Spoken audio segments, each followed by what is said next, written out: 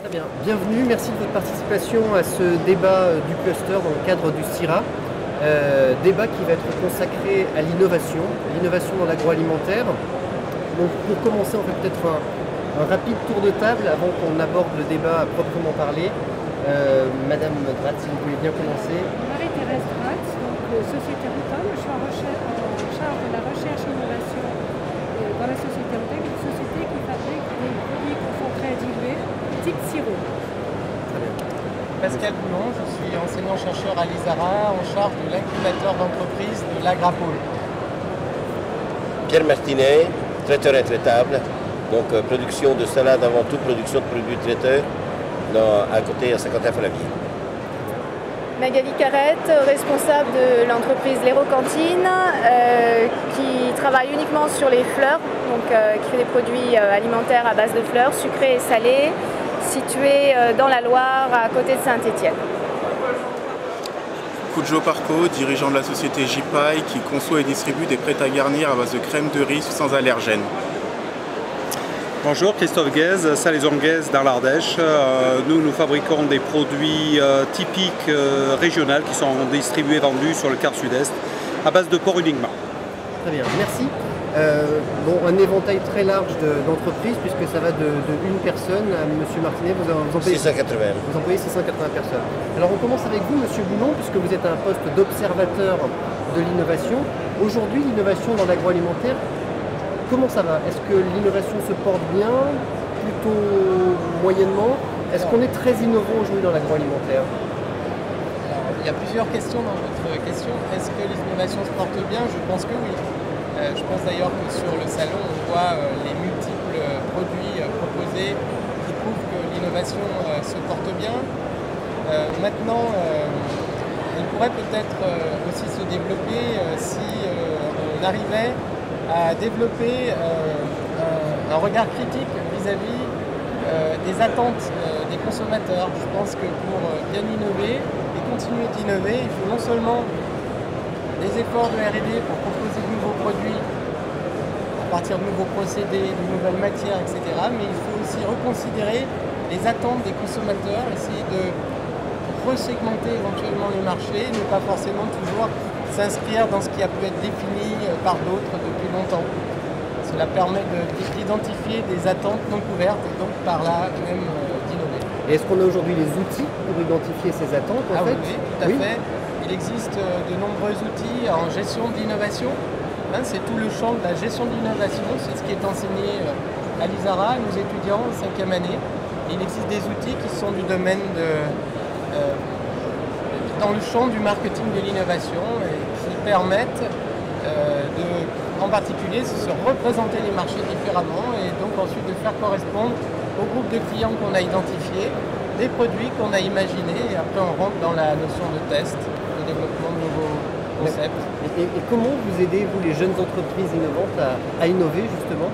Quel est votre rôle là-dedans? Vous êtes à la tête d'un incubateur en fait. Alors tout à fait, donc à l'ISARA, en partenariat avec les acteurs de l'Agrapole, nous avons créé un incubateur d'entreprise et ça nous permet de mettre à disposition des moyens intellectuels qui sont réunis sur le site de l'Agrapole et en particulier au niveau de tout ce qui est de tous les enseignants, de tous les ingénieurs d'études de l'ISARA qui enseignent aux élèves mais qui aussi peuvent apporter beaucoup à des créateurs. On a une nouvelle technologie, on a des laboratoires et tous ces moyens sont mis à disposition de créateurs.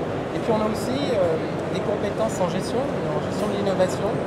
Donc tout ça, on essaye de le mettre à disposition de personnes qui ont des compétences, qui ont des idées mais qui n'ont pas forcément les connaissances et les moyens que nous avons nous. Et je pense qu'on y arrive petit à petit, on y arrive de mieux en mieux. On a accompagné une vingtaine d'entreprises depuis la création de ce dispositif en 2008. D'accord. Alors, vous, l'innovation, vous la vivez en direct puisque c'est votre métier. C'est votre métier d'innover au sein de votre entreprise. Alors, comment aujourd'hui est-ce qu'on innove dans une société agroalimentaire? Vous fabriquez des sirops. Comment ça se passe? Comment vous travaillez? En fait, au début, quand j'ai été en charge de l'innovation, j'ai tout de suite pensé qu'il fallait créer, qu'il fallait générer des idées, donc avoir le plus d'idées possible. Et puis on s'est très vite rendu compte que des idées dans la société, on en avait beaucoup. C'était pas le problème de l'idée, c'était le problème du choix de l'idée. Il faut vraiment, c'est la sélection de l'idée qui pose problème. Donc ce que disait M. Bruno est tout à fait vrai, c'est-à-dire qu'il faut mettre en place des outils, il faut mettre en place une méthodologie pour innover. Pour récolter les idées et ensuite choisir, mais c'est le patron qui choisit. En fait. Alors c'est le patron, effectivement, c'est le patron qui va choisir l'idée, qui va développer. Mais avant de choisir l'idée, il faut qu'il ait des éléments pour choisir. Et ces éléments de décision, c'est en interne qu'on va lui donner. Et ce sont les différents experts de compétences. En fait, l'innovation, nous, on a choisi une formule collective et réflexive d'innovation, c'est-à-dire on a des experts de compétences, on a créé une cellule innovation avec un expert production, commercial, marketing, emballage, R&D, formulation, réglementation. Et c'est donc ces gens autour de la table qui, à partir d'une fiche idée, puis après d'une fiche concept, qu'on va un petit peu plus élaborer, qui vont dire si on peut faire le produit, si on a le réseau pour le vendre, si au niveau marketing ça ne pose pas un problème particulier, si la réglementation est en accord. Donc on va voir toutes les difficultés. À partir de là, on va rédiger un petit cahier des charges qui va être proposé à la direction. C'est la direction effectivement qui va prendre la décision, mais avec des éléments qui seront objectifs, factuels, et non pas sur une idée qui serait lancée par une personne qui parlerait mieux que les autres. C'est un petit peu le danger. Mais je suis M. Martinet, donc 680 personnes. Est-ce que vous avez aussi une cellule innovation ou est-ce que la cellule innovation, c'est vous? Non, l'innovation, c'est un travail d'équipe. Il peut y avoir une idée, mais ensuite, il faut contrôler si elle est en phase avec l'attente consommateur. Elle est en phase avec l'attente consommateur, nous commençons à travailler dessus et ensuite nous validons en équipe de direction et ensuite nous donnons au laboratoire sensoriel. Nous avons 600 personnes en laboratoire sensoriel qui vont nous dire à des fins marketing, si le prix, si l'emballage, mais si le goût du produit, puisqu'il est sensoriel, mais il est aussi marketing. Et donc, il peut être aussi, une fois validé par le point de vue quali, puisque ce sont des analyses quali, en quanti, avec Ipsos. Et là, nous allons être pour 500 ou 600 consommateurs où on présente le produit. Vous avez votre propre panel.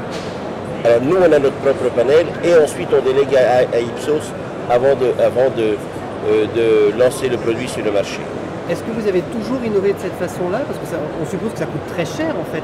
La part de votre chiffre d'affaires qui est consacrée à l'innovation, c'est de quel ordre? Il est vrai qu'aujourd'hui, nous faisons comme ça, mais dans le passé lointain, c'était très rustique et on posait ce produit, on avait une équipe et puis on mettait sur le marché. Par contre, il y avait aussi beaucoup de casse, quoi. Il y avait beaucoup de réussite et face à un client qui est de plus en plus exigeant, on a de moins en moins le droit de se tromper.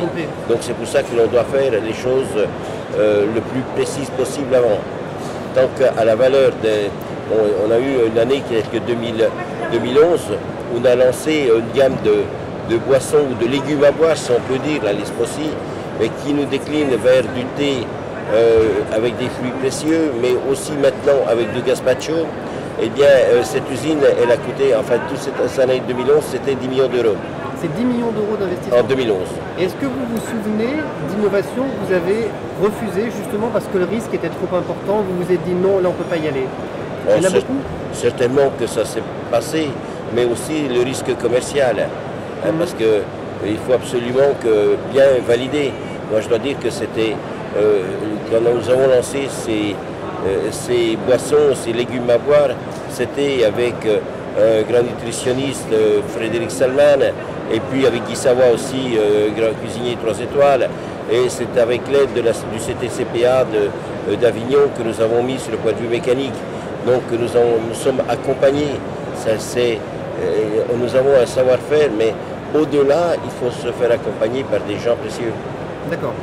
Et est-ce que vous vous souvenez de l'innovation qui vous a fait particulièrement peur, qui représente un investissement important et où vous vous êtes dit, oulala, si on se rate cette fois-ci, ça risque de faire mal? Je pense que cet investissement pouvait faire peur parce que c'est le plus gros. 10 millions d'euros d'investissement? Oui, bien sûr, bien sûr. Et ça marche?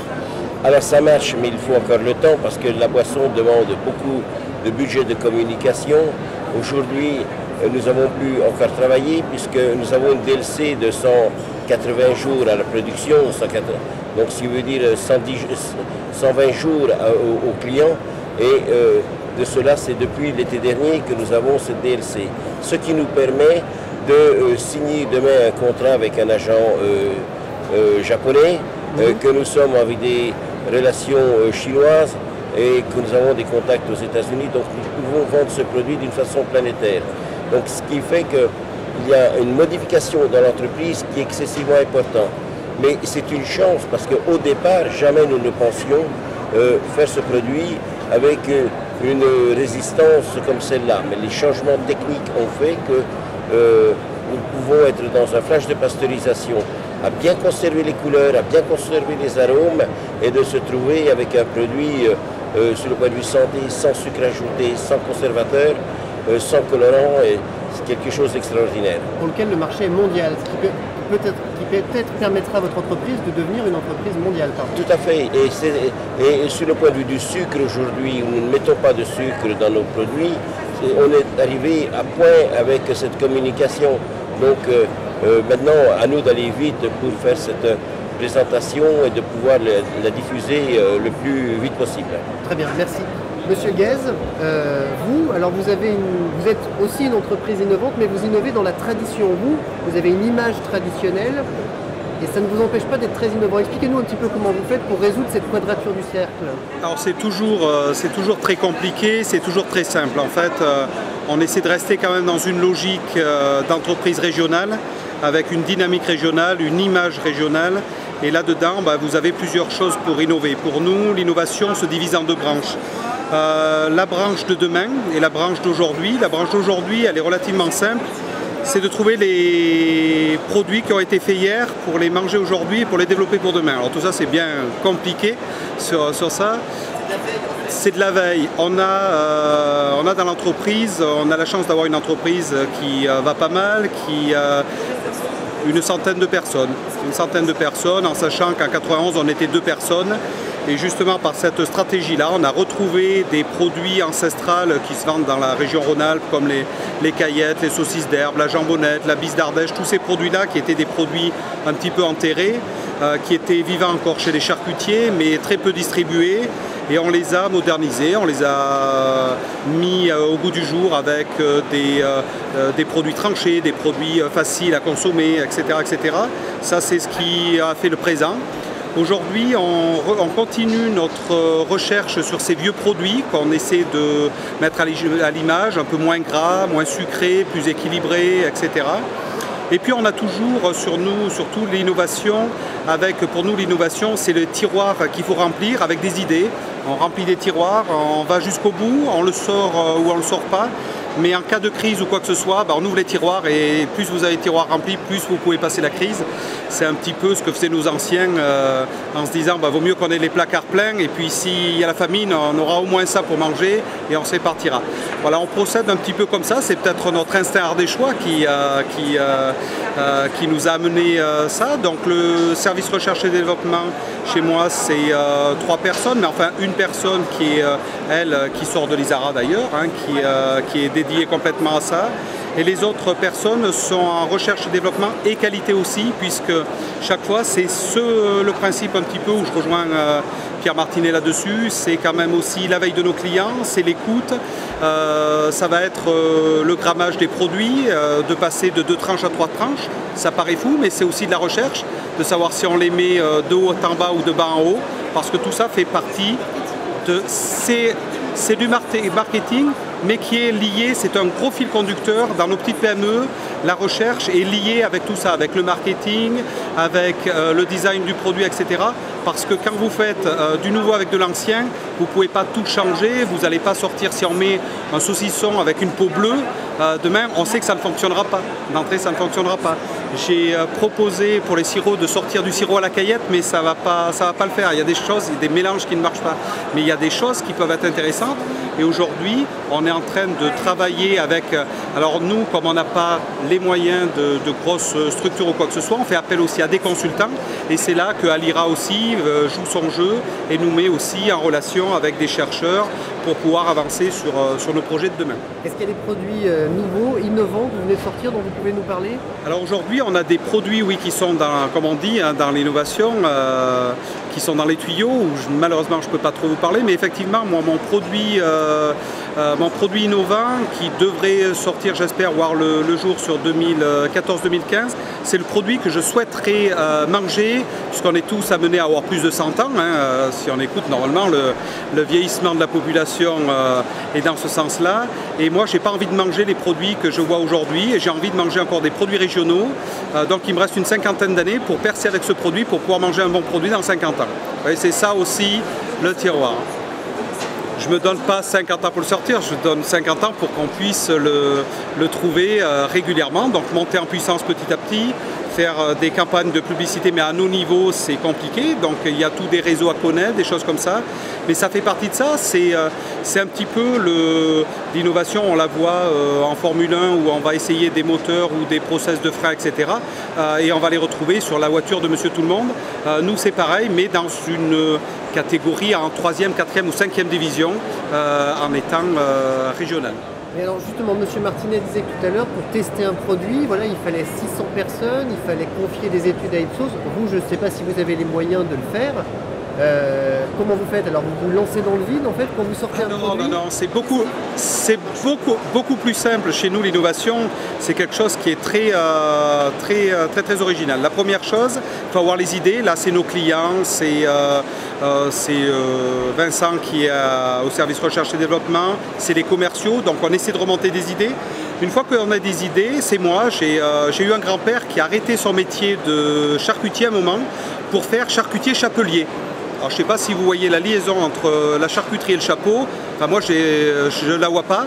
Et malheureusement, mon grand-père est parti trop tôt avant de me dire où était la relation. Donc, je pense que dans la famille, on a quand même un petit grain à quelque part et je suis le prolongement de la lignée.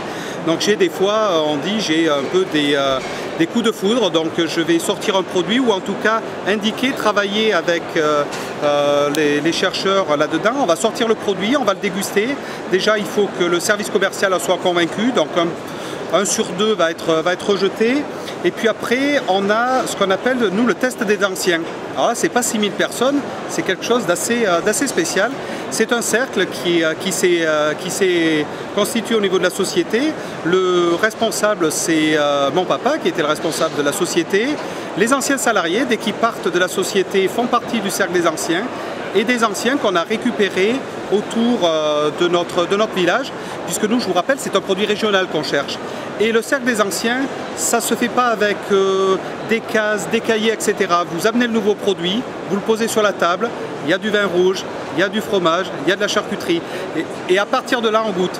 Et je vous garantis qu'ils ne vous feront pas de cadeaux parce que quand la vérité doit sortir de quelqu'un qui a, je crois que le doyen doit avoir 96 ans, le plus jeune a 68, quand ils ont quelque chose à dire, ils ont... Voilà. Donc il y a beaucoup de produits où nous on croyait, ils nous ont dit c'est absolument pas un produit traditionnel que ton grand-père aurait pu faire. Parce que notre idée, c'est quand même qu'on puisse raccrocher à notre société. Sortir de la mortadelle ardéchoise, je pense que c'est même pas la peine d'imaginer de leur la proposer. Voilà comment ça marche chez nous. Et quand le produit a été validé par le comité des anciens, eh ben on dit que nous on aime, les anciens aiment, donc on n'a pas vendu notre âme, on continue là-dessus et on continue à avancer après avec un packaging, avec tout ça, où là les anciens n'ont plus rien à dire, mais ils ont à dire sur le produit. C'est une façon complètement différente et complètement... Juste une dernière question, il y a une innovation qui a eu un succès auquel vous ne vous attendiez pas.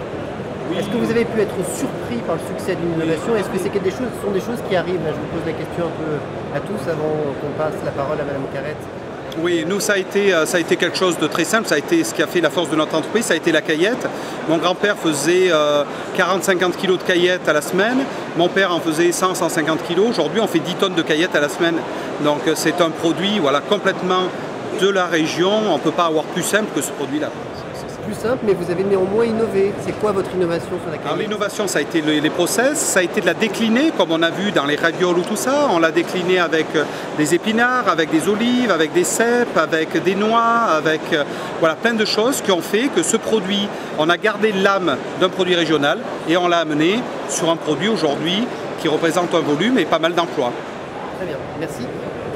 Madame Carrette, vous, je ne sais pas si vous avez un comité des anciens qui valide vos innovations. En tout cas, vous êtes une société innovante puisque vous êtes né d'une innovation. Donc, est-ce que vous pouvez nous raconter? Vous êtes toute seule dans votre entreprise? On est deux, mais bon, ça reste... Qu'est-ce que vous faites? De quoi est née votre entreprise? En fait, l'entreprise, elle est née d'une volonté et d'une idée à la base, c'est-à-dire de mettre à disposition de tout le monde les fleurs dans l'alimentaire. Parce que les fleurs, voilà, les fleurs, on les a de tout temps consommées, mais on a arrêté de les consommer à partir du moment où on n'a plus ramassé ce qu'on avait autour de soi. Donc en gros, dès qu'on est passé aux produits industriels, elles sont revenues sur les grandes tables, sur les tables des grands chefs dans les années 70, et après, pour que tout le monde puisse les consommer, ça commence à devenir plus problématique, parce que la fleur, c'est comme les champignons, il faut connaître. Il y en a qui sont comestibles, d'autres qui ne le sont pas. On ne connaît pas forcément les saveurs, on ne sait pas forcément ce qu'on va en faire, comment on va les présenter, donc ça devient très compliqué. Et pour autant, c'est une demande qui va croissante. Alors moi, je n'ai pas accès à Nielsen, Ipsos, tout ça, soyons clairs. Qu'est-ce qui fait penser que le marché va réagir à cette innovation ? À un moment donné, je dirais qu'on parle aussi avec ses tripes, pour être trivial. On a le sentiment que c'est quelque chose qui peut fonctionner. Après, quand on démarre sur des petites structures comme ça, on n'a pas non plus de grosses prises de risque, on n'est pas du tout sur des outils industriels, donc la problématique elle est complètement différente. On est sur des marchés niches. Donc on n'est pas non plus sur de la grande consommation, on n'est pas en GMS, enfin, donc on a des circuits de distribution différents, donc on a des façons de fonctionner complètement différentes. La première chose, c'est qu'on est une véritable antenne, c'est-à-dire que moi je suis en contact au quotidien avec mes clients, que ce soit le client, le particulier, parce que j'ai un point de vente sur place, ou que ce soit le client, oui, physique. Donc je fais aussi des salons, donc là j'ai en direct les clients, donc voilà. Je dirais que c'est aussi la différence entre une grande structure et une petite structure, c'est que moi j'ai tout en direct, hein, le plus et le moins à la limite, mais voilà, j'ai toutes les infos.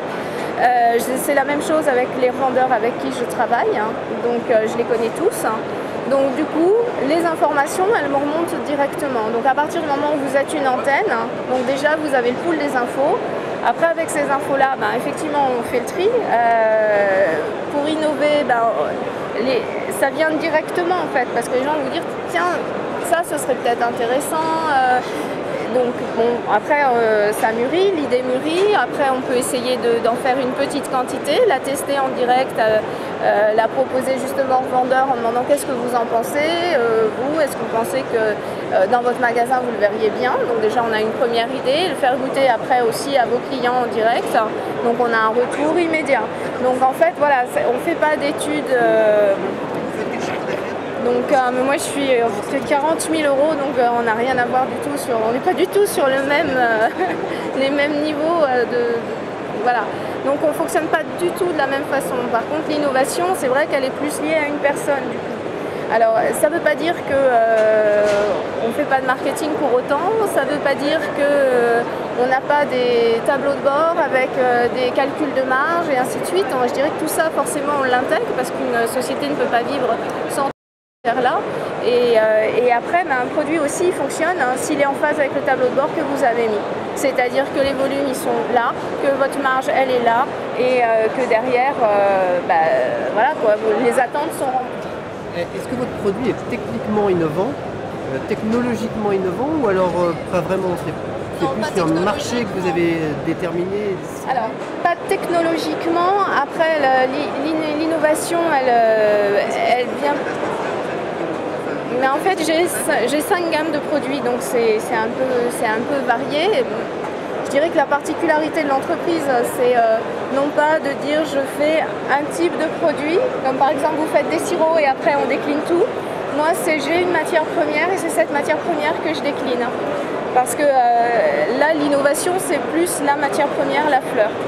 Donc après, elle est déclinée en sucré avec des choses plus classiques, confit de fleurs, sirop de fleurs. En apéritif, apéritif tranquille ou pétillant à base de fleurs, et également des choses salées. Et là, vraiment, on va plus loin dans l'innovation parce que moi, j'ai lancé des tartinades, des mélanges fleurs-légumes. Ça fait 6 ans qu'ils sont sur le marché. À cette époque-là, il n'y avait quasiment rien qui se faisait en pur végétal à tartiner à l'apéritif. Voilà, et là, il y avait la dimension florale qui plus est. Donc voilà, donc c'est très varié en fait. Là, on est en train de travailler sur une gamme confiserie à base de fleurs et on n'a pas l'intention de s'arrêter non plus en si bon chemin. Oui, bah vraiment à mettre à disposition la fleur, faire découvrir de multiples variétés. Je travaille sur 27 variétés de fleurs, quelques plantes également. Sachant que la particularité aussi sur ce marché, ben c'est la matière première, dans le sens où il faut pouvoir l'obtenir et que ben sur le marché, autant vous pouvez acheter des fruits et des légumes comme vous voulez, acheter de la fleur c'est déjà beaucoup plus compliqué. Le sourcing c'est compliqué, donc j'ai un sourcing en interne, du coup aussi en partie. Monsieur Parco, vous, donc vous êtes également dans une entreprise qui est une petite entreprise, encore une petite entreprise, et vous, votre spécificité en fait, c'est que vous innovez, mais vous êtes dans le domaine du B2B, si je peux m'exprimer ainsi, c'est-à-dire que vous faites des produits alimentaires intermédiaires que vous revendez à d'autres industriels ou d'autres entreprises. Alors, comment on innove dans ce domaine? Je suppose qu'il n'y a pas de panel dans ce cas-là, vous avez une liste de clients plutôt limitée. L'innovation chez vous, c'est quoi? Alors nous, on innove. Pour innover, on est allé à contre-courant de ce qu'ils faisaient en fait dans le marché du produit alimentaire intermédiaire. Donc nous, on a créé des prêts à garnir à base de crème de riz qui sont sans lait, sans beurre, sans œufs. Alors ça a l'air de rien comme ça, mais c'est extrêmement compliqué d'avoir un produit qui se tient du moment où on enlève les protéines et les liants. Alors pour cela, nous, on a développé donc un procédé de fabrication qui est breveté, qui nous permet d'avoir une texture entre la mie de pain et le soufflé traditionnel sur nos prêts à garnir. Donc c'est déjà totalement différent de ce qu'on peut trouver sur le marché. Donc on n'a pas une texture qui est feuilletée, ni une texture qui va se rapprocher d'un sablé. C'est vraiment très très à part, on a l'impression de manger un nuage. L'idée c'est ça. C'était déjà de casser par rapport à la texture. Et deuxièmement, au niveau des apports caloriques, par exemple sur notre produit, quand on prend un baba ou un pain à toaster, encore une mini-tartelette, on a une moyenne de 50 calories la portion pour 8 grammes. Chez nous, un produit qui fait 10 grammes fait 13 calories. Donc on a divisé déjà les apports caloriques par 5. Donc votre marché, c'est ceux qui font le régime en fait. Qu'est-ce qui vous a conduit à mener cette innovation et pourquoi vous l'avez fait? Alors ça part d'un constat, hein, tout simplement. Moi je suis cuisinier de métier et quand on avait des demandes de banquiers, traiteurs, réception et qu'on avait des clients qui étaient allergiques aux fruits à coque, au gluten et au lactose, nous on ne savait plus faire, on était dépassés. Et pourquoi on n'y arrivait pas? Tout simplement parce qu'en fait on n'avait pas de base d'expression, on n'avait pas de base sans gluten, sans lactose, sur lesquels on aurait pu venir mettre en fait notre savoir-faire. On n'avait rien de cela. On savait faire les garnitures, mais on ne savait pas faire les bases. Et c'est parti de là. Et pourquoi le riz? Tout simplement parce que c'est une céréale qui est naturellement sans gluten et qui est connue de tous et qui déjà donne confiance quand on en parle. D'accord. Votre activité a déjà démarré ou vous commencez? Tout à fait. Nous, on a bientôt 1 an d'existence. On a démarré au 1er avril de l'année dernière. On est 4 et 2 actifs. Donc 2 associés conseils qui ont apporté... Et vos clients, ça peut être Monsieur Martinet, Monsieur Guez ou non? Alors nos clients aujourd'hui, ce sont des traiteurs semi-industriels, qui sont vraiment axés réception. Et après des entreprises, des fabricants de plateaux traiteurs tels que Saveur Cristal avec qui on travaille par exemple, qui eux amènent leur savoir-faire sur nos produits bruts. D'accord, très bien. Juste une dernière question qui s'adresse un petit peu à tout le monde. Est-ce qu'en France, aujourd'hui, dans la filière agroalimentaire, on innove suffisamment à votre sens? Ou est-ce qu'il existe des pays qui sont devant nous? Est-ce que la France, c'est le pays du bien manger, mais aussi en matière d'innovation dans les entreprises? Est-ce que ça, c'est quelque chose que vous sentez, monsieur? Est-ce que vous pensez qu'on est très innovant? Parce qu'en fait, curieusement, vu de l'extérieur, les entreprises agroalimentaires n'ont pas cette image très innovante. Alors pourquoi? À quoi ça tient? Alors, ce sera le mot de la fin, on s'arrêtera. J'ai la chance d'accompagner des étudiants dans le cadre d'un projet de création d'innovation alimentaire chaque année qui s'appelle Ecotrophénia. Ce concours il a été créé en France il y a une douzaine d'années et aujourd'hui il s'est étendu au niveau européen. Donc il y a un trophée qui est remis chaque année au niveau européen. Et ce que je constate, c'est que certes nous sommes innovants, en tout cas nos étudiants qui sont les futurs ingénieurs dans ces entreprises agroalimentaires sont innovants et on les aide pour ça, mais les autres pays européens sont aussi très innovants. Et donc il faut... Par exemple, il y en a un qui ressort particulièrement du lot. Bah écoutez, cette année, le concours a été remporté par une équipe des Pays-Bas. Voilà, qui a monté un très beau projet. Une tradition gastronomique. Oui, ben écoutez, voilà, je crois que la leçon à tirer, c'est qu'on est innovant, on est dynamique, mais les autres le sont aussi. Très bien. Et c'est, je pense, important à retenir. Merci. Monsieur Martinet. Je dirais que en France, nous consommons diverses choses, énormément de produits. Il s'agit de faire le tour du salon pour voir le nombre de produits que l'on propose. Si l'on fait souvenir d'il y a 2 ans du salon, c'est énorme le nombre de produits que l'on ne voyait pas il y a 2 ans, qui sont aussi dans le concept du produit, parce qu'il y a l'innovation fondamentale, mais il y a aussi cette innovation de pratique, de consommation, de taille du produit. Et donc, je dois dire qu'en France, on ose consommer, donc on peut proposer à un consommateur plus facilement qu'ailleurs où les traditions culinaires, l'envie de bien manger est complètement différente. En France, on mange réellement pour se faire plaisir et on mange pour... alors que dans beaucoup de pays, on vit pour manger. Enfin, c'est une essence. Pas en France, c'est une envie d'avoir des bonnes choses. Merci pour votre participation et merci pour ces exemples.